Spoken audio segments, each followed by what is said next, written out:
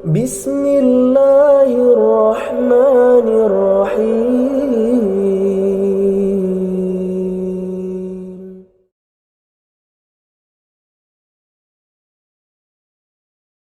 Bismillahirrahmanirrahim. Assalamualaikum warahmatullahi wabarakatuh.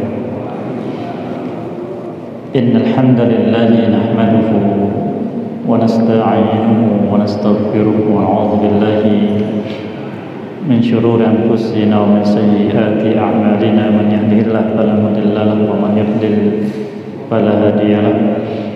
Wa asyhadu an la ilaha illallah wa la syarika lahu wa asyhadu anna Muhammadan abduhu wa rasuluhu sallallahu alaihi wa ala alihi wa ashabihi wa man tabi'ahum bi ihsanin ila yaumiddin wa sallama tasliman katsira. Amma ba'd. Ikhwani al-kiram rahimani Allah wa iyyakum. Alhamdulillah, pada kesempatan yang berbahagia ini Allah Jalla wa'ala masih memberikan kita kemudahan untuk duduk kembali di majlis yang mulia ini, di rumah Allah Azza wa Jalla, untuk mengambil faedah dari ayat-ayatnya, untuk mengerti petunjuk yang Dia sampaikan dalamnya kepada kita sekalian, agar kita bisa meniti jalannya untuk mendapatkan ridhonya, dan agar tahu mana yang harus dijauhi dan mana yang harus dijalani, guna melaksanakan apa yang Dia suka dan meninggalkan apa yang Dia tidak suka. Kita masih bersama faedah yang kita ambil dari surat Al-Baqarah.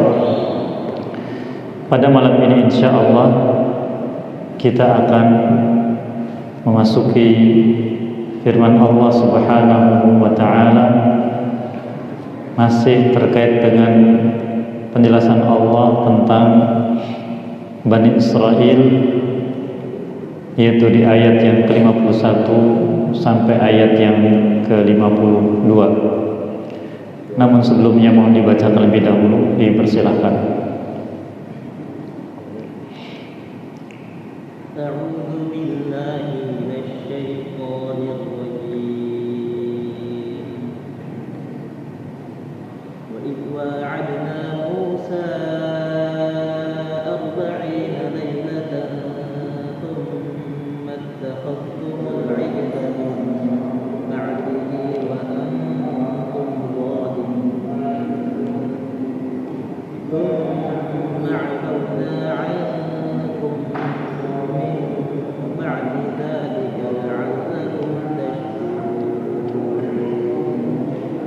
Barakallahu fikum.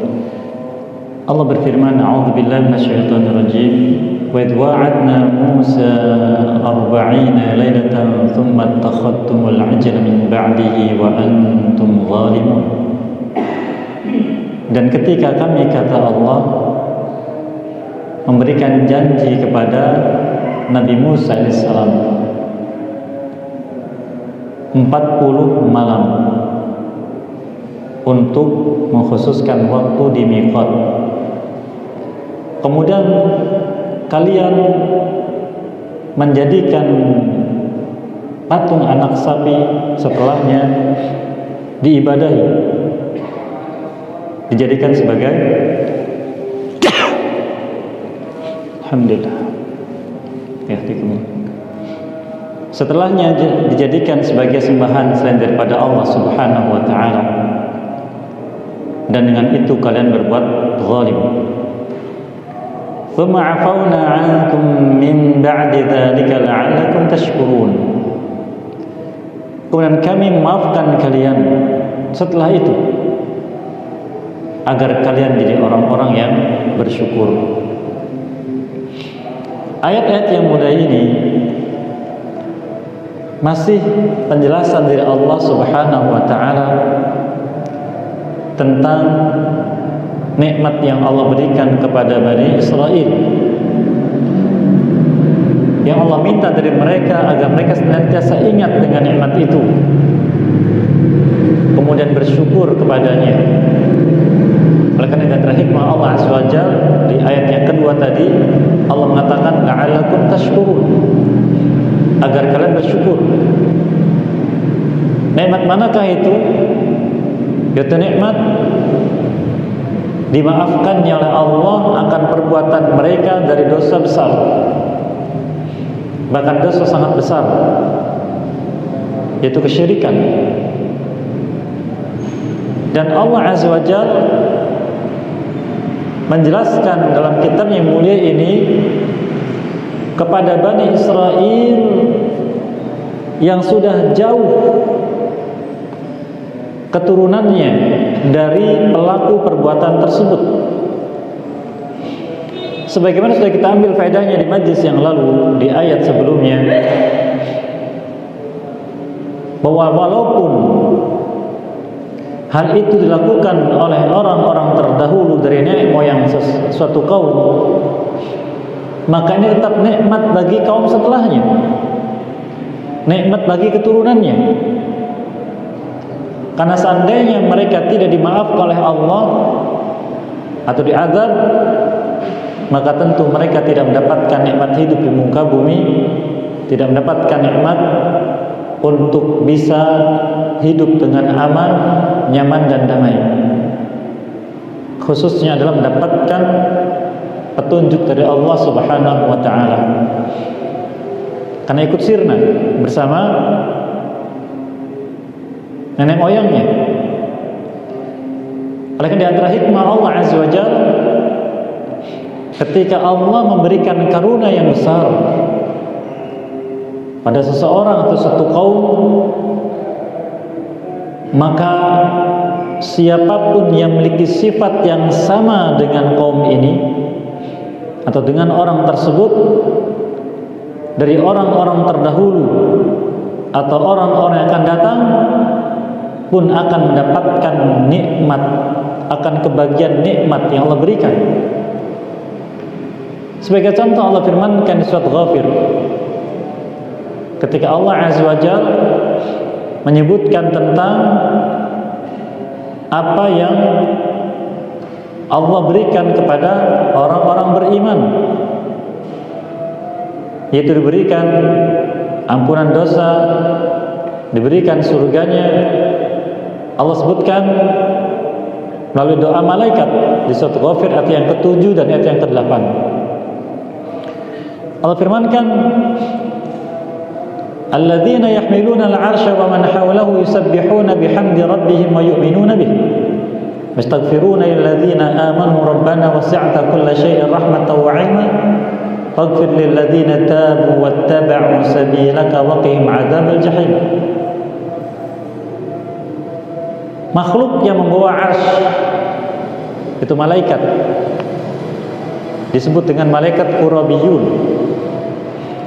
Dan siapapun dari para malaikat lain yang di sekitarnya, mereka semuanya bertasbih dan bertahmid kepada Rabb mereka Allah Subhanahu wa taala, beriman kepadanya dan senantiasa beristighfar untuk orang-orang yang beriman. Mereka mengucapkan doa, Rabbana wasi'ta kulla syai'in rahmatan wa 'ilma. Jazakallahu khair. Ya Allah, ya Rabb kami, rahmatmu dan ilmumu begitu luas, mencakup segala sesuatu. Maka faghfir lil ladzina tabu wattaba'u sabilaka wa qim 'adzabal jahim. Maka ampunilah orang-orang yang bertobat kepadamu dan mengikuti jalanmu. Ini sifatnya, bertobat kepadamu dan mengikuti jalanmu. Apa yang Allah berikan? Ampunan dosa, wa qim 'adzabal jahim, dan dijauhkan dari azab neraka jahim. Apakah keutamaan ini khusus bagi mereka orang beriman ini?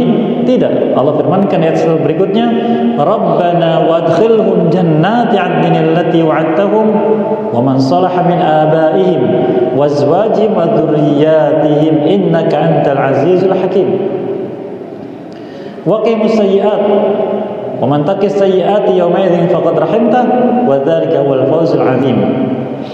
Wahai Rabb kami, masukkan mereka tadi orang beriman Selain mendapatkan ampunan dosa, dijauhkan dari azab neraka jahim, juga masukkan mereka ke dalam surga Aden yang Kau janjikan pada mereka. Apakah hanya mereka saja? Tidak. Kata Allah, waman sholah, dan siapapun yang saleh. Saleh yaitu sifatnya tadi sebelumnya, bertobat dan mengikuti jalan Allah SWT. Siapa mereka? Min abaihim, dari aba, kakek moyang ke atas, yang saleh. Wazwajihim, dan pasangan hidup. Wadzurriyyatihim, dan keturunan mereka. Sesungguhnya Engkau Maha perkasa lagi Maha adil hukummu. Waqihimus sayyi'at, dan jaga juga mereka dari keburukan-keburukan, mencakup keburukan di dunia dan keburukan di akhirat. Maka barang siapa orangnya dijaga olehmu dari keburukan-keburukan, khususnya pada hari itu, berarti dia telah mendapatkan rahmatmu, dan itulah kemenangan yang besar. Ini yang Allah sebutkan nikmatnya. Oleh karenanya Allah Azza wa Jalla dan terhikmahnya menyebutkan nikmat yang sudah diberikan pada Bani Israel pada generasi awal mereka. Disebutkan ungkitan nikmat ini kepada keturunannya. Ketika mereka mulai melupakan nikmat terdahulu, ketika mereka tidak mau mengikuti Nabi SAW, ketika mereka mendustakan Al-Quran, Allah ungkit di mana mereka mendapatkan berbagai macam nikmat dengan diutusnya Nabi kepada mereka, itu Nabi Musa alaihissalam, dan diturunkannya kitab-kitab. Maka termasuk Nabi Muhammad SAW dan kitab Al-Quran, walaupun tidak dari golongan mereka tapi dari bangsa Arab, harusnya mereka pun beriman dan mengikutinya, karena tidak jauh berbeda dengan nabi-nabi walaupun dari Bani Israel. Sebagaimana sabda Nabi kita SAW menyebutkan, nahnul anbiya ikhwanun li'allat wa ummahatum syatta. Kita ini para nabi semuanya bersaudara, walaupun ibu mereka berbeda-beda. Jadi lahir dari rahim yang berbeda, tapi dari sumber yang sama. Membawa syariat yang berbeda, tapi intinya sama, yaitu tauhid kepada Allah Subhanahu wa taala. Maka Allah Azza wa Jalla yang terhikmahnya mengungkit mereka akan nikmat tersebut. Allah firmankan, "Wa idh wa'adna Musa 40 lailah." Ketika kami menjanjikan kepada Musa alaihissalam 40 malam. Lafaz 40 disebutkan sebagian ulama menunjukkan kathrah, yaitu jumlah banyak. Jadi apabila disebutkan dalam nas 3, 7, 10, 40, 70 atau 100, maka ini mencakup dua makna. Yang pertama menunjukkan akan jumlah yang dimaksud, atau menunjukkan akan jumlah yang banyak. Dan dalam ayat ini menunjukkan jumlah yang dimaksud, akan disebutkan dalam ayat-ayat yang lain semisal dengan itu. Wa idh wa'adna Musa 40 lailah, ketika kami mengambil perjanjian atau memberikan perjanjian kepada Musa alaihissalam. Di sini terjadi khilaf antara ulama tafsir, dan yang rajih insyaallah seperti dijelaskan sebagian ulama bahwa yang memberikan janji Allah Azza wa Jalla. Allah menjanjikan kepada Nabi Musa alaihissalam untuk khalwat selama 40 hari. Lafadznya lailah. Lafadz lailah atau yauman, apabila disebutkan masing-masingnya maka mencakup makna yang lainnya. Jadi sama saja, walaupun memiliki makna khusus. Lafaz lailah atau lail yaitu dari tenggelam matahari sampai terbitnya fajar. Apa lafaz yaum sebaliknya, dari terbitnya fajar sampai tenggelam matahari. Sehingga apabila kita mendapati nas baik ayat ataupun hadis menyebutkan yauman atau lailan, maka maknanya sama, yaitu sehari semalam. Apalagi disebutkan keduanya secara bersamaan, maka lail mencakup dari tenggelam matahari sampai terbit fajar, dan yauman dari terbit fajar sampai tenggelam matahari. Seperti disebutkan dalam hadis Nabi kita SAW menyebutkan, la yahillu limra'atin tu'minu billahi wal yawmil akhir an tusafira masirata yaumin wa lailah illa ma'adhi mahramin, atau kama qala sallallahu alaihi wasallam.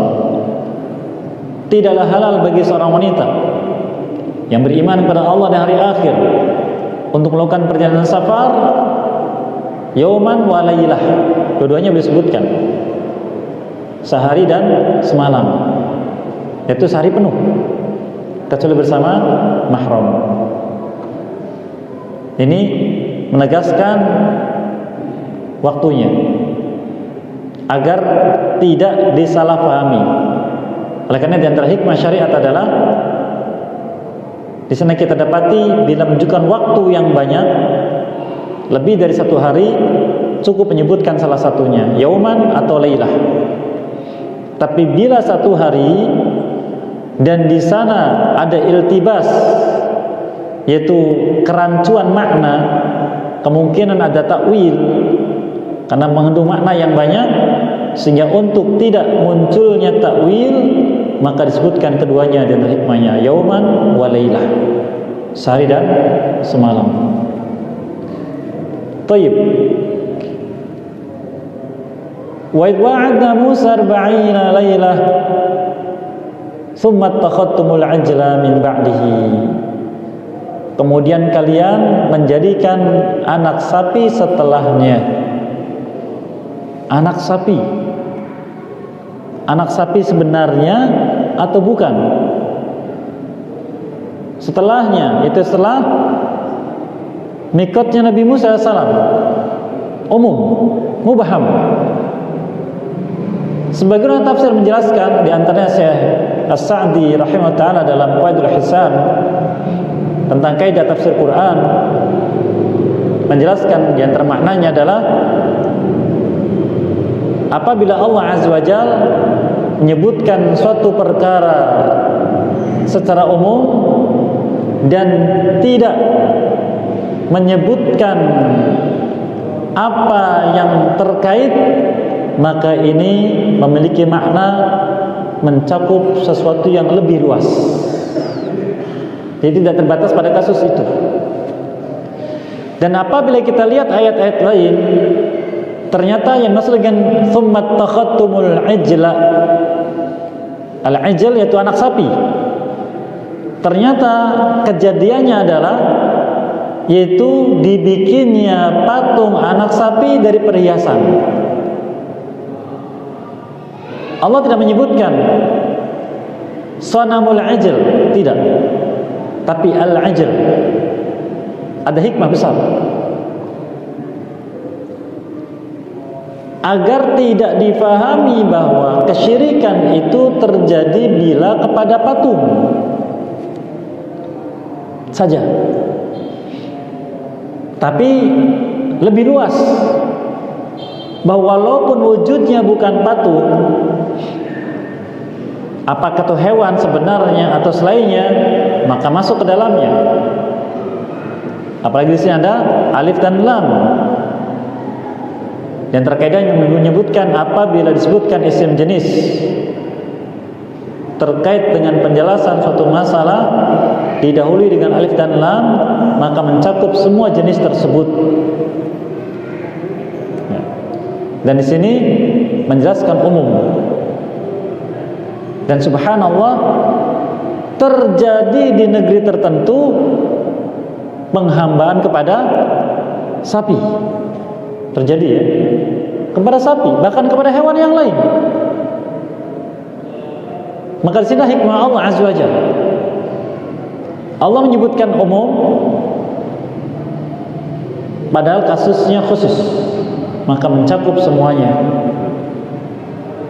Dan kejadiannya pada Bani Israel, ketika Nabi Musa AS beliau meninggalkan mereka Bani Israel, padahal dalam Bani Israel ada saudaranya, itu saudara Nabi Musa AS yang juga Nabi,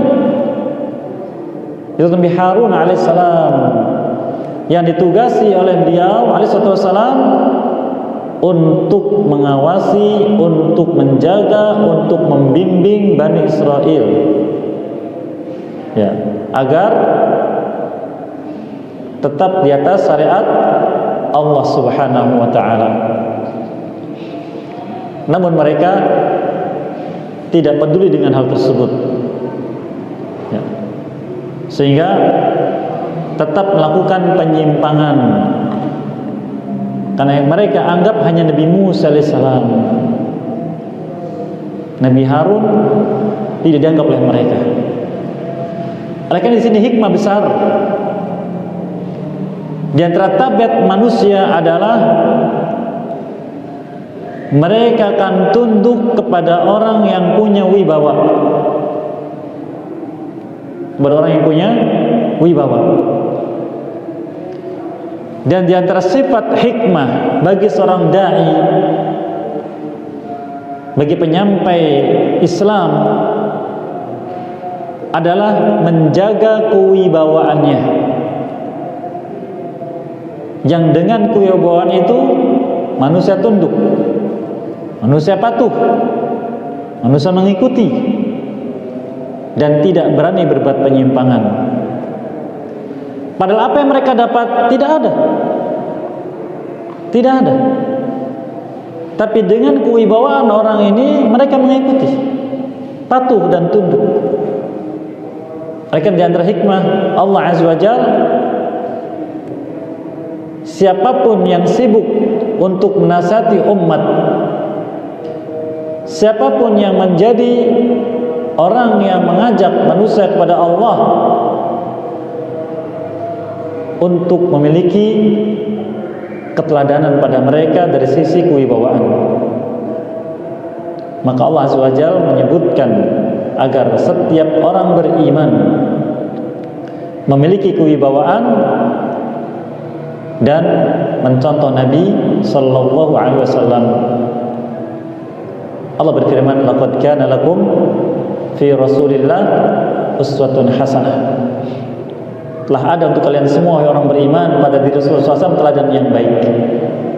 Maka masing-masing kita harus punya keteladanan, karena masing-masing kita dai, sadar ataupun tidak, sebagai teladan diikuti minimalnya oleh anak istri kalau dia suami, minimalnya oleh anaknya kalau dia ibu. Namun kadang kita tidak paham hal tersebut. Oleh karena waspada dari sifat-sifat yang menghilangkan kewibawaan dari sisi keteladanan.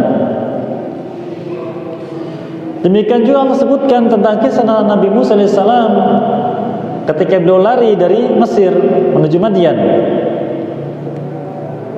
lalu mendapati ada dua orang perempuan menunggu giliran memberi minum kambing-kambing mereka.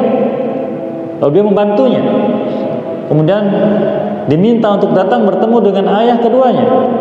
Lalu salah seorang dari keduanya mengatakan, inna khaira man ista'jarta al-qawiyul amin. Al-qawi, punya kekuatan fisik dan kekuatan ilmu. Al-amin, punya amanah, kekuatan ilmu dan fisik dan amanah. Inilah yang menjadikan manusia mengakui kewibawaannya. Oleh karena jangan dilihat orang itu fisiknya kecil, jangan. Tapi ketika dia punya ini al-qawi al-amin, maka manusia pun tunduk.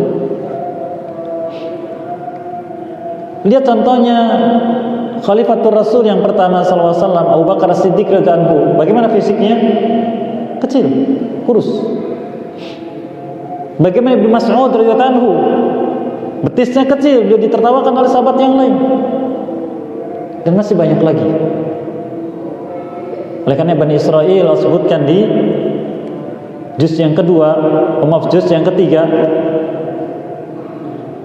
ketika mereka meminta kepada Nabi Allah yang diutus kepada mereka agar dipilihkan seorang pemimpin menjadi raja mereka, dan dipilihkan Talut, mereka mengatakan Talut tidak memiliki keluasan dalam hal harta seperti mereka, tapi Allah menegaskan diberikan dia itu kekuatan, keluasan dalam hal ilmu dan fisik.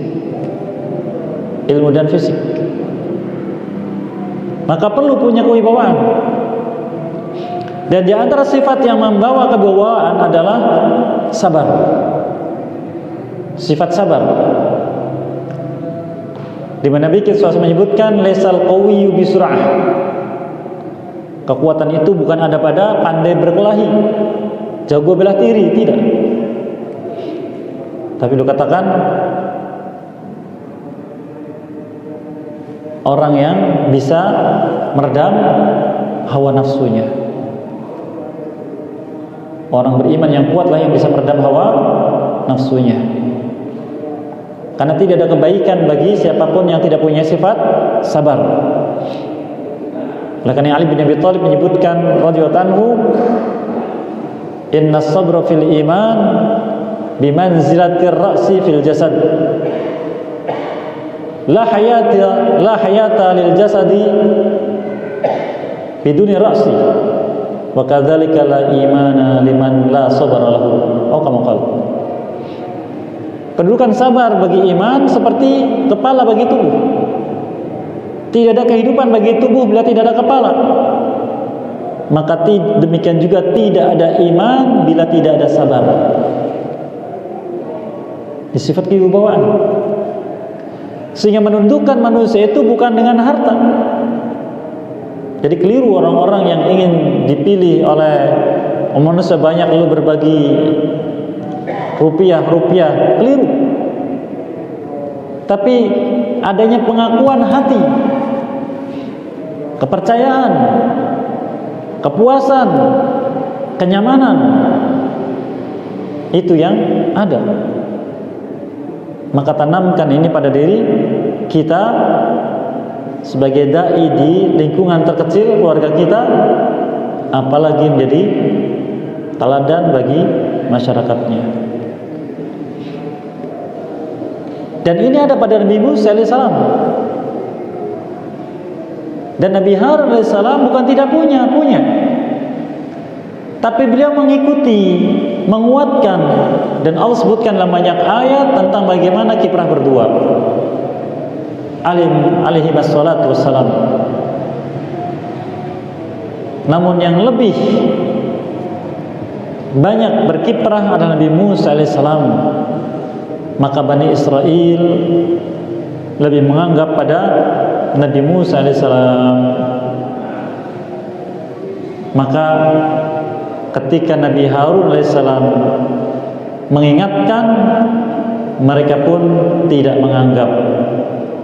Seperti yang Allah Ta'ala firmankan di surat Al-A'raf tentang hal tersebut. Ya, ketika Nabi Musa alaihissalam pulang dari miqatnya, maka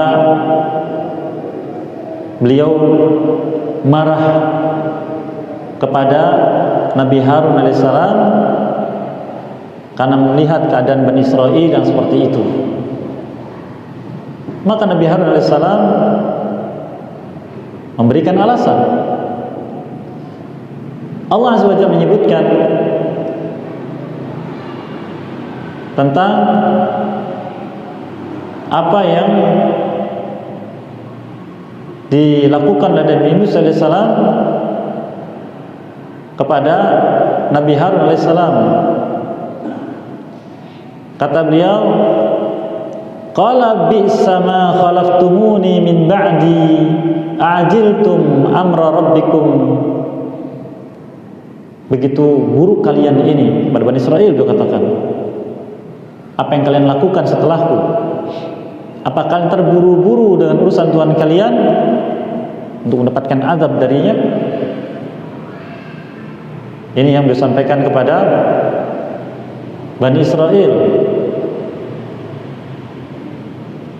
Seperti yang disebutkan di surah Taha ayat yang ke-88 tentang apa yang mereka lakukan. Fa akhraja lahum 'ajlan jasadan lahu khuwar fa qalu hadza ilahukum wa ilahu Musa fanasi. Maka dia itu Samiri mengeluarkan untuk mereka dari perhiasan yang dia kumpulkan, kemudian dibentuk menjadi seekor anak sapi, patung seekor anak sapi yang bisa mengeluarkan suara.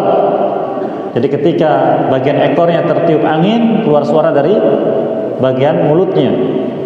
Maka mereka mengatakan, ini Tuhan kalian dan Tuhannya Musa. Maka dia lupa. Itulah yang terjadi pada mereka. Maka Nabi Musa AS mendapatkan kemungkaran tersebut, langsung mengingatkan agar mereka kembali kepada Allah Subhanahu wa ta'ala. Apa kata beliau? Ya, Allah sebutkan, "Tsumma takhattumul 'ajla min ba'dihi wa antum zalimun." Dan kalian menjadikan patung anak sapi yang diibadahi selain daripada Allah Azza wa Jalla setelah perginya Nabi Musa AS, dan kalian dengan itu berbuat zalim. Di sini kita mendapati keterangan dari Allah Azza wa Jalla yang sudah kita lewati juga di ayat sebelumnya, ketika Allah menyebutkan tentang penyimpangan manusia dari syariatnya kepada orang-orang yang masih beriman, atau khususnya mereka yang jahil. Allah katakan umumnya, wa antum zalimun fa ulaika humuz zalimun, dan semisalnya. Maknanya kalian telah berbuat zalim. Mereka lah orang-orang yang zalim. Atau lafaz lain, wa ulaika humul fasiqun. Mereka lah orang-orang yang fasik. Dan jarang Allah mengatakan lafaz langsung kafir, kecuali kepada orang-orang yang sudah berilmu tentang hal tersebut. Ada hikmah di dalam lafaz semacam ini. Kita bisa lihat dari alur ayat yang Allah bawakan. Metode Allah Jalla wa'ala menyampaikan wahyunya, menyampaikan petunjuknya pada manusia adalah memberikan harapan pada mereka untuk kembali kepada Allah. Karena manusia umumnya orang-orang yang jahil, dan kadang kejahilan manusia menjerumuskan kepada kekufuran, menjerumuskan kepada kesyirikan. Tapi ketika alur yang dijalani adalah alur seruan, alur ajakan, maka dengan istilah-istilah yang memberikan motivasi untuk kembali,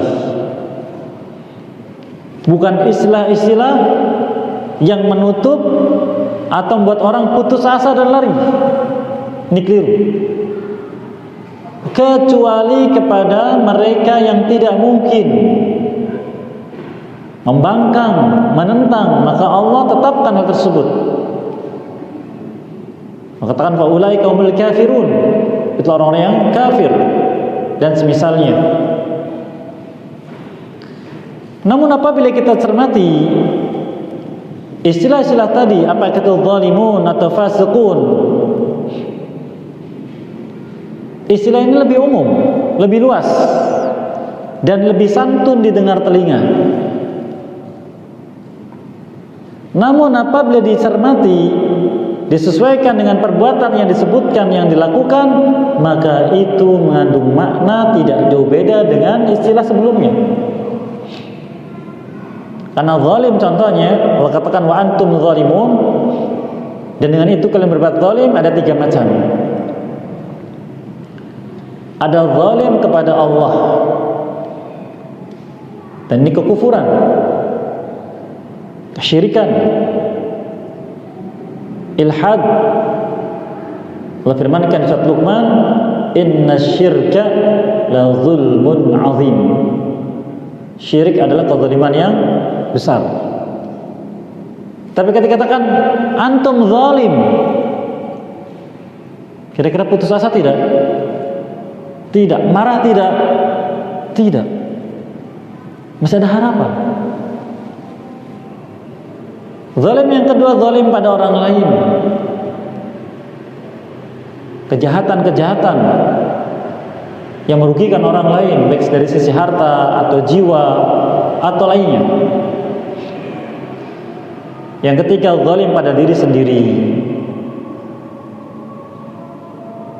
Maka ketika kita lihat wa antum zalimun, maknanya wa antum musyrikun, wa antum kafirun. Tapi ketika katakan wa antum kafirun, wa antum musyrikun, lari. Ada harapan untuk kembali ke jalan Allah. Sebagai contoh juga Nabi kita menyebutkan sallallahu alaihi wasallam ketika mendapati suatu perbuatan bertentangan dengan sunnah, beliau katakan wa iyyakum wa muhdatsatil umur, waspada kalian, hati-hati kalian dari perkara-perkara baru yang disandarkan kepada agama. Beliau tidak katakan wa iyyakum wal bid'ah, tapi setelah itu bagaimana? Fa inna kulla muhdatsatin bid'ah. Setiap perkara baru yang disandarkan pada agama bid'ah. Jadi diingatkan dulu dengan sesuatu yang difahami, oh iya, ini kesalahan, bukan ini penyimpangan. Lalu kita lihat banyaknya orang-orang yang menolak nasihat, bahkan memusuhi, menuduh sebagian juru dakwah, sebagian dai mengatakan dia sih golongan keras, suka memvonis. Padahal kalau kita cermati ayat-ayat Quran dan hadis Nabi SAW juga menyebutkan vonis bagi orang-orang khusus sifatnya, dan kalimat-kalimat tertentu dilembutkan. Ini hikmah. Nah, seorang dai harus paham penggunaan kalimat tersebut. Jangan kemudian kita misalkan kepada imam, Pak, itu kan bid'ah, tidak boleh. Kira-kira tersinggung tidak? Marah tidak? Memusuhi tidak? Jelas. Tapi kalau Masya Allah, saya belum, alhamdulillah, ya, saya belum tahu tentang hal ini dalam sunnah. Syahwat ini sesuatu yang baru. Kira-kira tersinggung? Tidak. Maka di sini hikmah. Apabila kita cermati ayat-ayat semacam ini sangat banyak dalam Al-Quran. Demikian juga bagaimana Nabi kita SAW menggunakan lafaz-lafaz istilah terkait dengan penyimpangan. Tapi orang yang faham tentang makna bahasa dan Islam bahasa Arab, faham itu. Ya, faham itu, tidak berbeda. Taib. Tsumma afauna ankum min ba'di dzalik. Kemudian kami maafkan kalian setelah itu. Subhanallah. Inilah pemaafnya Allah Azza wa Jalla. Perbuatan syirik dilakukan yang nyata. Nyata. Allah maafkan. Tapi maafnya Allah Azza wa Jalla tergantung siapa pelakunya.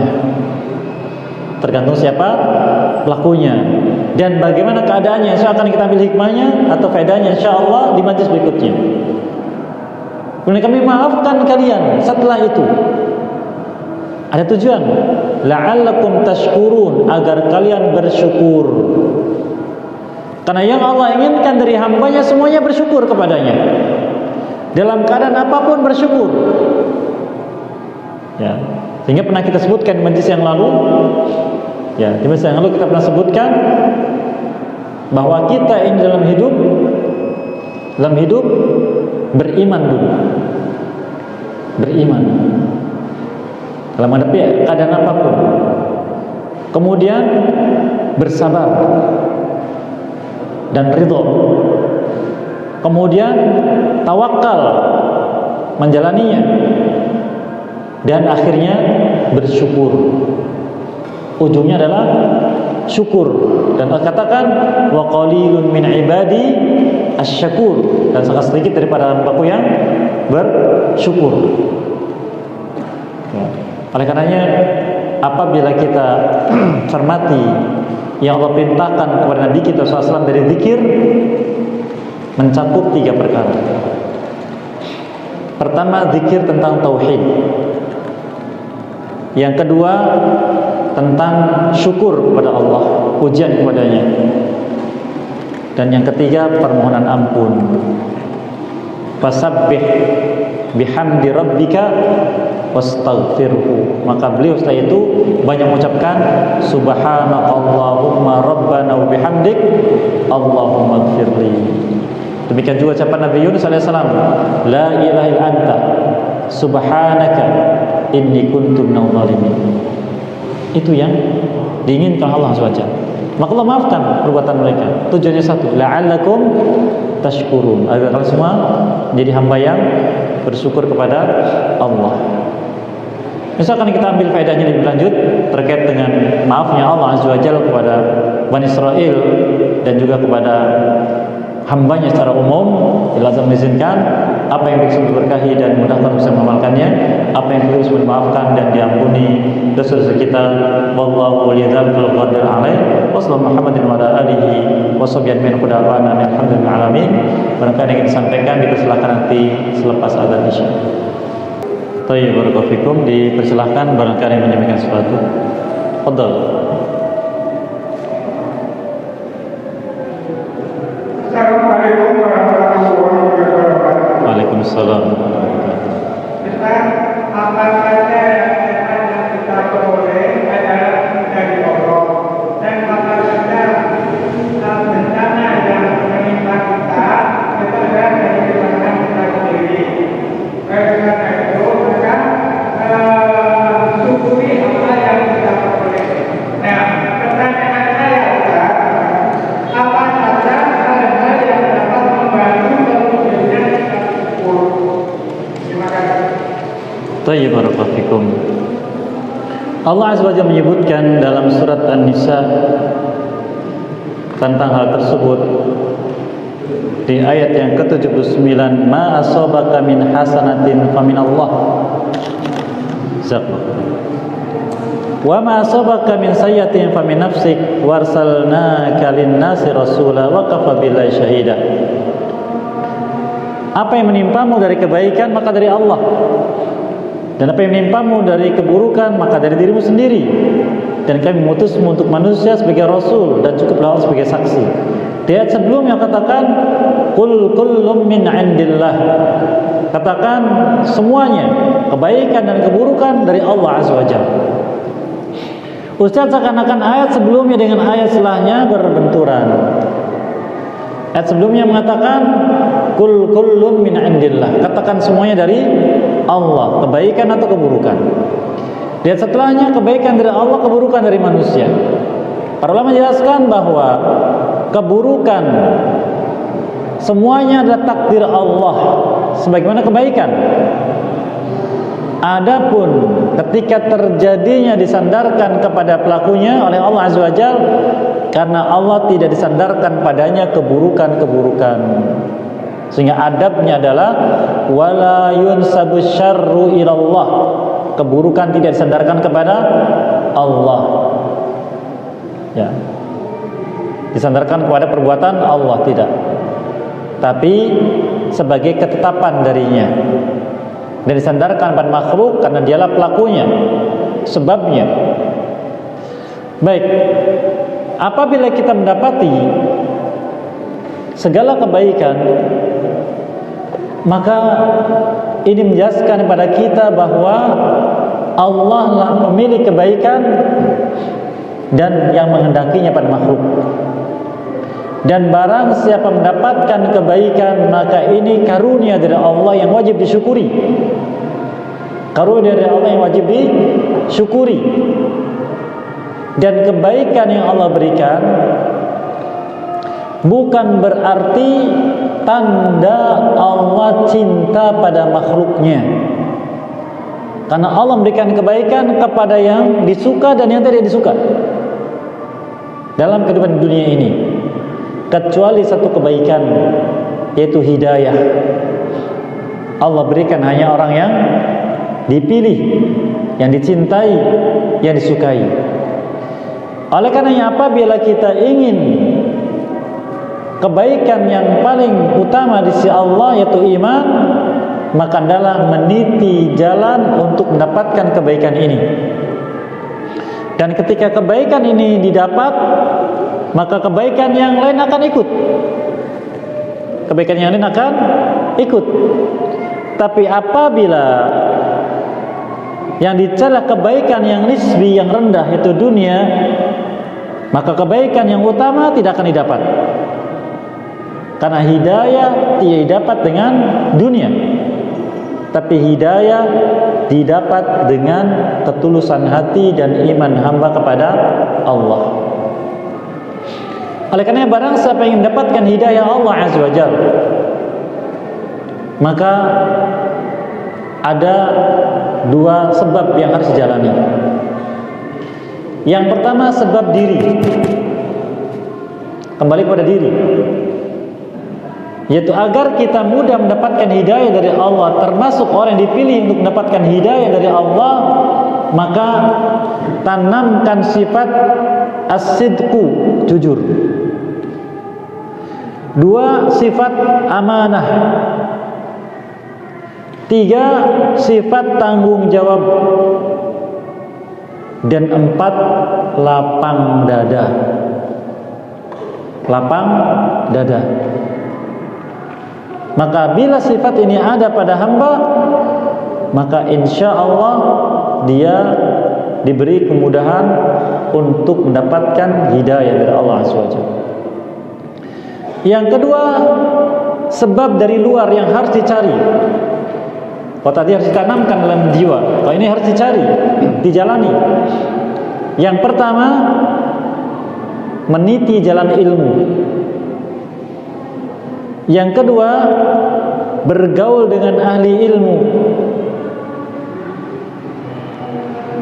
Dan yang ketiga, meminta kepada Allah Subhanahu wa ta'ala.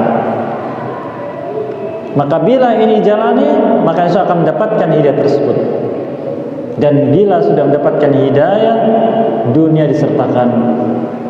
Allah firmankan di surat At-Talaq, "Wa may yattaqillaha yaj'al lahu makhraja wa yarzuqhu min haitsu la yahtasib." Barang siapa bertakwa pada Allah, Allah akan berikan padanya solusi masalahnya dan juga rezeki yang berlimpah. Adapun keburukan, apabila keburukan ini adalah sifatnya musibah, maka ini ujian iman. Ujian iman. Maka dengan ujian iman ini manusia terbagi menjadi tiga. Karena tidaklah ujian ini datang melainkan kepada orang yang Allah kehendaki. Yang pertama, dia orang yang beriman, tidak melakukan penyimpangan, Allah uji untuk mengangkat derajatnya, seperti para nabi dan rasul dan semisalnya yang mendapatkan ujian. Jadi kalau kita mendapatkan ujian, jangan bertanya, ya Allah salah apa hamba engkau timpakan musibah semacam ini. Jangan. Karena ini cara Allah meningkatkan derajat diri kita di depan Allah Azza wa Jalla. Yang kedua, Allah timpakan musibah kepada orang beriman yang melakukan kelalaian dan penyimpangan untuk menghapuskan dosa-dosanya agar mereka kembali kepada Allah. Dan yang ketiga, Allah timpakan musibah kepada siapapun, baik orang beriman atau tidak beriman, karena kesalahan dan kelalaian mereka untuk menjauhkan mereka dari Allah. Allah timpakan kepada Qarun, kepada Fir'aun, kepada Haman, kepada Abdullah bin Ubay bin Salul, kepada Abu Talib, kepada Abu Lahab, untuk menjauhkan mereka dari Allah SWT. Maka waspadalah, yang mana kita? Lalu bagaimana agar kita dijaga oleh Allah dari penyimpangan? Yang pertama, selalu kembali pada iman. Allah katakan la'allahum yarji'un di surat Ar-Rum, agar mereka kembali kepada Allah. Maka selalu kembali kepada Allah dengan iman. Yang kedua, ridha dengan apa yang menimpa kita. Ridha karena ini ketetapan Allah Azza wa Jalla. Dan yang ketiga, bersyukur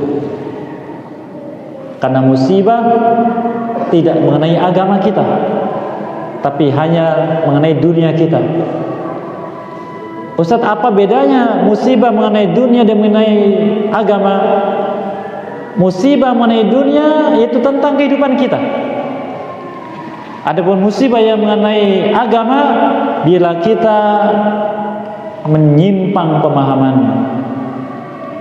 kita bertemu dengan seorang dai, lalu ikut dengannya karena kagum, ternyata dibawa kepada pemahaman Syiah, dibawa kepada pemahaman Khawarij, dibawa kepada pemahaman Mu'tazilah dan yang lainnya. Maka ini musibah dalam agama yang sulit untuk bisa kembali. Maka ini yang harus kita lakukan agar kita terhindar dari penyimpangan dan keburukan. Wallahu a'lam bishawab. Silakan.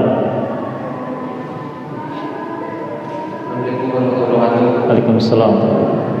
Dua pertanyaan. Yang pertama, berkaitan sama ayat tadi. Yang pertama, adakah perbedaan antara sifat syukur dan sifat syukur?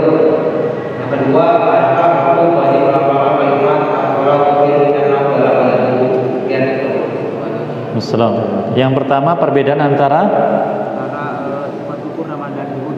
sifat syukur dan zuhud. Barakallahu fikum. Zuhud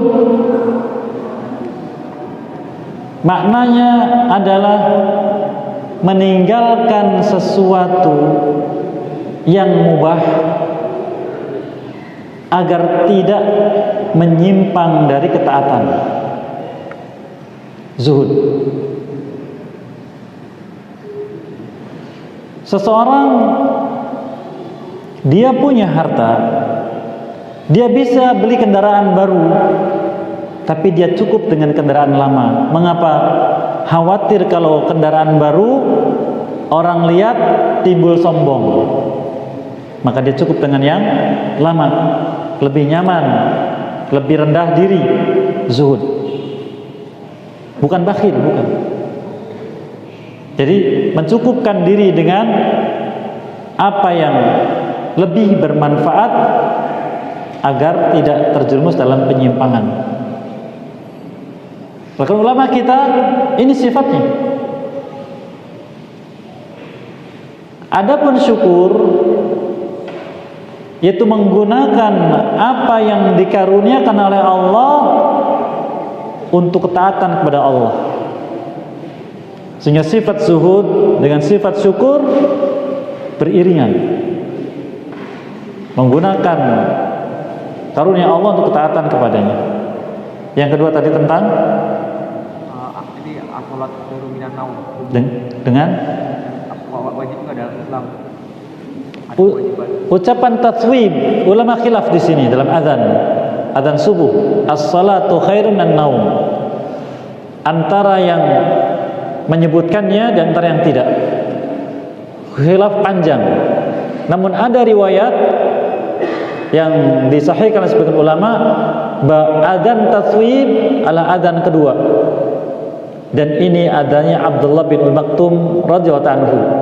Dia seorang yang buta, sehingga kalau dia adzan disuruh ditepuk-tepuk, cepat-cepat naik. Sudah muncul fajar, maka beliau naik kemudian adzan dan ucapkan as-salatu khairun minan naum, yaitu membangunkan orang yang masih tidur sehingga bangun untuk salat subuh. Adapun adzan pertama, adzan Bilal tanpa tathwib, ya, sebagai pemberitahuan tentang dekatnya waktu subuh.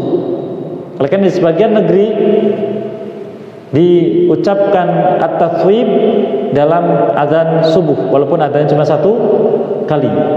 Hikmahnya adalah menyadarkan manusia agar bangun, meninggalkan tidurnya untuk melakukan apa yang lebih baik dari tidur, yaitu salat yang merupakan bekalnya di akhirat. Demikian wasallallahu Muhammadin wa ala alihi washabbihi min qud'ana alhamdulillahi alamin. Assalamualaikum warahmatullahi wabarakatuh. Subhanallah.